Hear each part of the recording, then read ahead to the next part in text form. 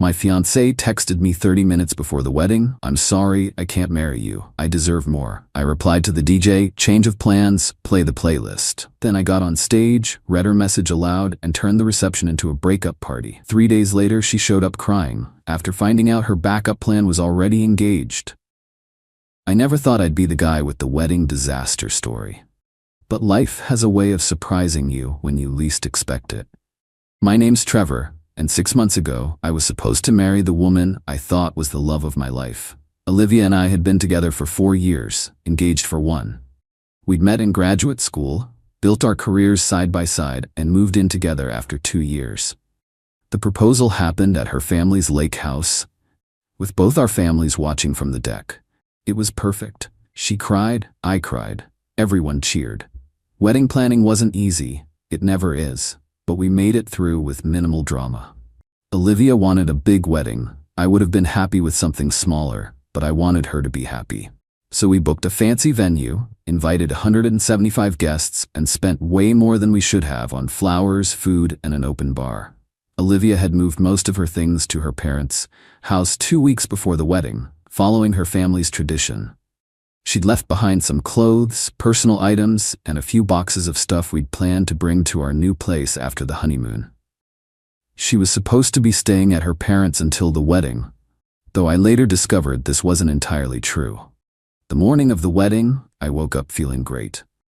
My best man Chris and 3 other groomsmen were staying at an Airbnb near the venue. We had breakfast, got dressed in our tuxes, and headed to the venue for photos before the ceremony. Everything was on schedule. Then, 30 minutes before the ceremony was set to begin, as guests were being seated, and I was waiting in a side room with my groomsmen, my phone buzzed. A text from Olivia. "Trevor, I'm so sorry to do this, but I can't go through with the wedding. These past few weeks have made me realize I deserve more than what we have. Please don't try to find me or contact me. I've already left the venue. I hope someday you'll understand." I stared at my phone, reading and rereading the message, convinced it was some kind of prank. But Olivia wasn't the pranking type. Chris noticed something was wrong and asked what happened. I showed him the text and his face went from confusion to anger. Is she serious? What does she mean? Deserve more? I have no idea, I managed to say, still in shock. Call her maid of honor, see if Olivia's actually gone. He did. Lauren, the maid of honor, answered in tears. Confirmed Olivia had indeed fled the venue about 20 minutes earlier. Hadn't explained anything to anyone, just grabbed her purse and phone and left. Her wedding dress was still hanging in the bridal suite. The wedding planner knocked on our door, wondering if we were ready to start. I showed her the text. To her credit, she didn't freak out. Instead, she asked what I wanted to do. What did I want to do? My fiancé had just ditched me at the altar with a cold text message. My first instinct was to hide in that room forever. My second was to run after Olivia and demand an explanation. But neither of those options felt right. Then I had a thought. We've already paid for everything, right? The venue, the food, the alcohol? Yes, the planner confirmed. Everything's been paid in full. And all our friends and family are here? They are. I looked at Chris, then back at the planner. Then let's have a party. Chris raised his eyebrows. What kind of party? A "my fiancé just dumped me" party. Tell the DJ to switch to the party playlist we made for after dinner, and tell the bartenders to start pouring. The wedding planner hesitated. I should check with the venue manager about changing the nature of the event. There might be contract issues. Please do, I said. Tell them I'll sign whatever they need. We're still using the same space, time, and services, just for a different kind of celebration. She stepped out to make a call, returning a few minutes later with a relieved smile. The manager says it's fine. They've seen worse wedding day disasters, and as long as we're not violating any laws, they're happy to accommodate the change. Within minutes, the planner had informed the venue staff of the change in plans. Chris took it upon himself to tell my parents and siblings, who were understandably shocked but rallied around me. I texted my close friends who were already seated, letting them know what was happening. At my request, the DJ announced over the mic that there had been a change in programming and asked everyone to move from the ceremony space to the reception hall. Confused guests made their way inside, where the lights were dimmed The dance floor was lit up, and the bar was open. The DJ was playing upbeat music instead of the classical pieces we'd selected for the ceremony. Once everyone was inside, I took the mic. My heart was pounding, but I was surprisingly calm. I had a quick moment of hesitation about sharing Olivia's private message, but decided that after leaving me at the altar, any expectation of privacy about the breakup itself was forfeited. "Thank you all for coming today," I began. "As you've probably figured out, there's not going to be a wedding." Murmurs spread through the crowd. About half an hour ago, Olivia sent me this text. I held up my phone and read her message aloud. Gasps and whispers rippled through the room. I saw Olivia's parents looking stunned and mortified near the back. "Now, we have two options," I continued. "We can all go home sad and confused, or we can take advantage of this beautiful venue, delicious food, and open bar that's already paid for, and have ourselves a party. I vote for the party." There was a moment of silence, then Chris started clapping. My college roommate whooped from somewhere in the crowd. Gradually, the applause built. I saw my mom wiping away tears but smiling. Olivia's parents slipped out the back door. I couldn't blame them. "DJ, crank it up," I said, handing back the mic. The music got louder, and people actually started dancing. The catering staff, after a nod from the wedding planner, began serving the cocktail hour appetizers. The bartenders poured with a heavy hand. What followed was one of the strangest, most cathartic nights of my life. My friends and family surrounded me with support, alternating between letting me vent, making me laugh, and dragging me onto the dance floor. Even some of Olivia's friends, who'd chosen to stay, came up to express their shock and support. Not everyone embraced the impromptu celebration, of course. About a quarter of the guests, mostly older relatives and a few of Olivia's family friends, quietly left after offering condolences. I understood completely. A breakup party isn't everyone's idea of an appropriate response, but those who stayed seemed determined to make the best of an awful situation. The party lasted until midnight. We ate the wedding dinner, though the seating chart was abandoned. We drank all the alcohol. Someone convinced the DJ to play "I Will Survive," and the entire dance floor sang along at the top of their lungs. My dad, who never dances, did the electric slide. My teenage cousins taught my 80-year-old grandmother how to dab. Throughout the night, I kept checking my phone, half expecting Olivia to text again with an explanation. But there was nothing. The next morning, I woke up with a pounding headache in my own apartment. Chris had crashed on my couch to make sure I was okay. I had dozens of messages from wedding guests telling me how sorry they were, but also what a great time they'd had at the breakup party. I spent the day in a daze, fielding calls from concerned relatives and friends. I still hadn't heard from Olivia. Her social media accounts had gone quiet. None of our mutual friends knew where she was. By the second day, I'd moved from shock to anger. I boxed up all of Olivia's things from our apartment, which she'd moved out of 2 weeks before the wedding to stay with her parents, a traditional thing her family insisted on. I arranged with her sister to have them picked up. I canceled our honeymoon and got most of my money back. I drank too much whiskey and fell asleep watching mindless TV. On the third day after the non-wedding, my doorbell rang around 7 p.m.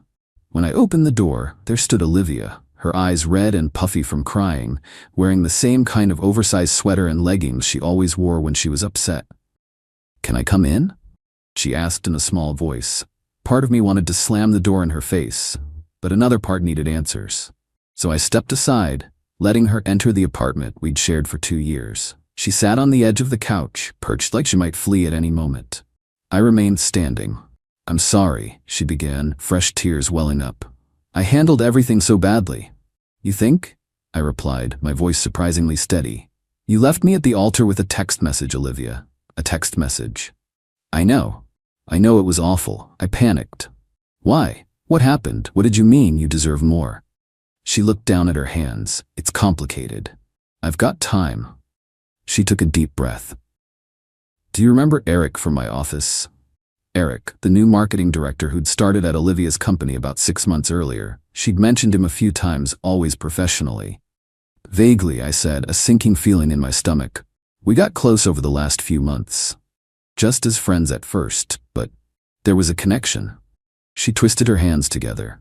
He understood me in ways I felt you never did. He was exciting and ambitious and you were having an affair, I finished flatly. Not physically. She protested quickly. Not until, well, the night before the wedding. The night she'd spent at her parents' house, or so I thought. So you cheated on me, then dumped me half an hour before our wedding because, what, Eric was your exciting backup plan? She flinched at my tone, but didn't deny it. He told me he had feelings for me, said I was settling by marrying you, that I deserved someone who could match my ambition, my energy. And you believed him.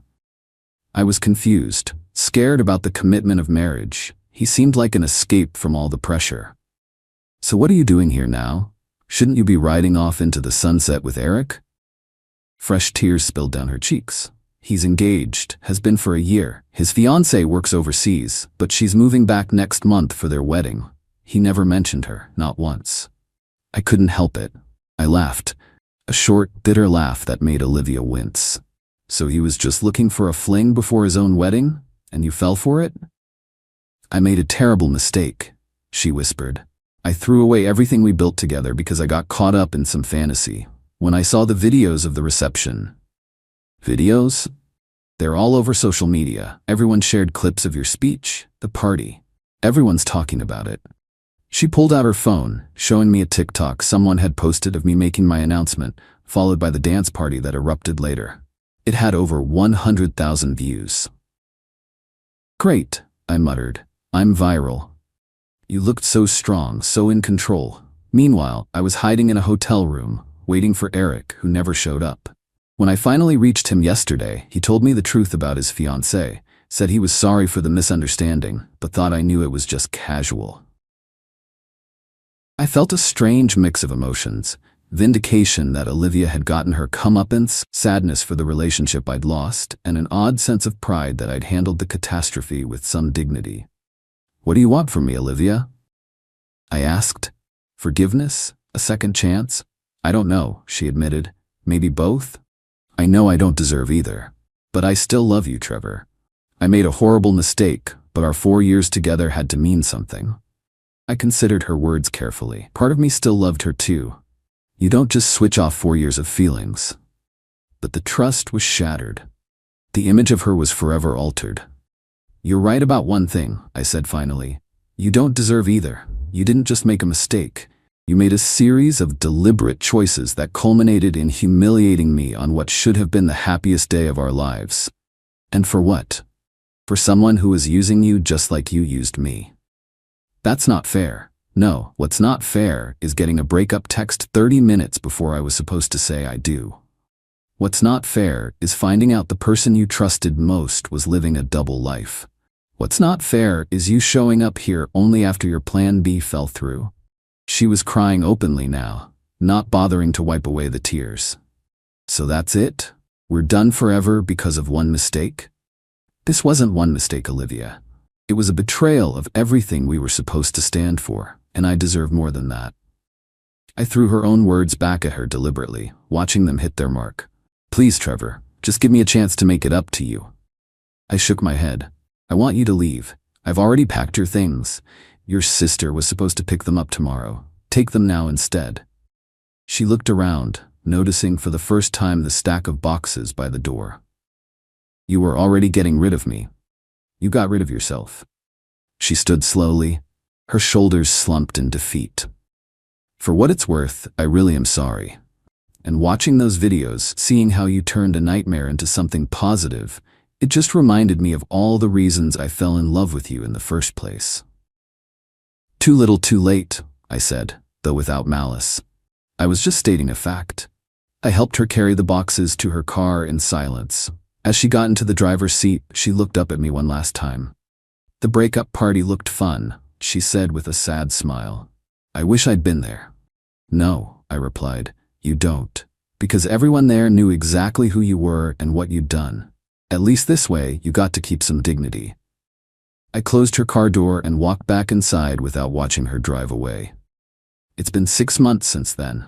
The breakup party video did indeed go viral, landing me brief internet fame and even a few spots on morning talk shows. I've gotten hundreds of messages from strangers who experienced similar betrayals, thanking me for showing them a different way to respond to heartbreak.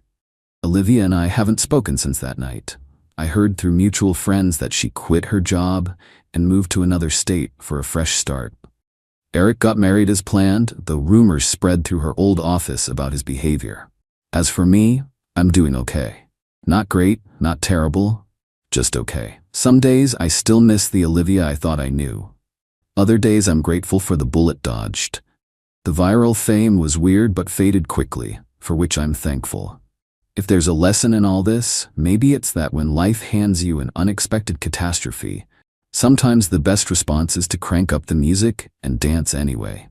It won't fix everything, but it beats the hell out of hiding in a room feeling sorry for yourself. And if your fiancé texts to dump you right before your wedding, well, at least make sure you get your money's worth from the venue.